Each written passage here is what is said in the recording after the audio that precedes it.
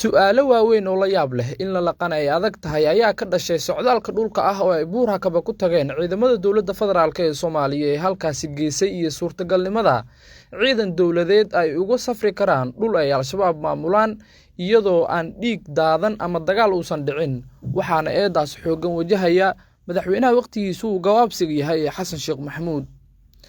siyaasi Cabdiraxmaan Cabdishakuur Warsame ahna xildhibaan ka tirsan baarlamaanka Jamhuuriyadda Federaalk ee Soomaaliya si weyn u diidan nidaamka madaxweyne Xasan Sheekh Maxamuud ayaa su'aalo culus weydiiyay madaxweynaha Jamhuuriyadda Federaalk ee Soomaaliya Xasan Sheekh Maxamuud isagoo qoraal soo dhigay bartiisa Facebook kadib markii ay dadweynaha Soomaaliyeed la yaab ku noqotay sida ay ciidamo ka kala baxay gobolada Shabeellaha Hoose iyo Shabeellaha Dhexe ay ugu suurta gashay inay si nabad ah ugu safraan dhul ay muddo dheer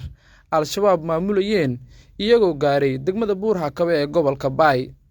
xildhibaan Cabdiraxmaan Cabdishakuur Warsame ayaa si toos ah madaxweyne Xasan Sheekh Maxamuud u weydiiyay su'aalo la xiriira sida ay ciidamada u dhaxmareen deegaanadaas isagoo isweydiiyay in arintaasi ay la xiriirto lacag la siiyay al-shabaab wada shaqeyn qarsoodi ah oo kala dhaxaysa madaxweyne Xasan Sheekh Maxamuud iyo nidaamkiisa ama go'aan siyaasadeed oo aan laga fiirsan sida uu hadalka u dhigay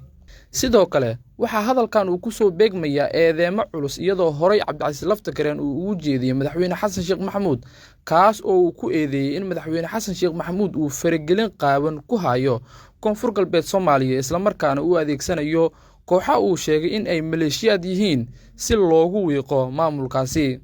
arintan ayaa dhalisay dood ballaaran oo ku saabsan waxa ka dhaxeeya amniga koonfur galbeed Soomaaliya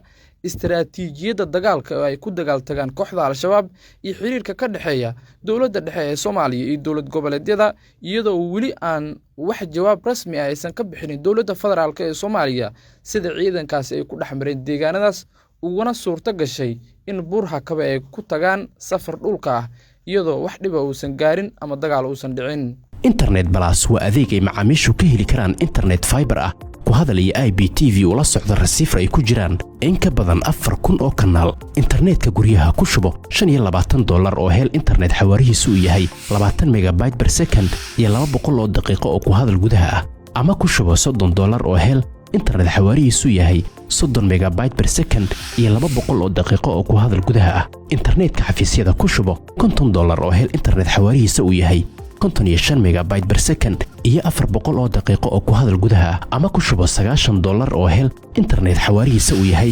110 megabyte per second iyo 700 oo daqiiqo oo ku hadal gudaha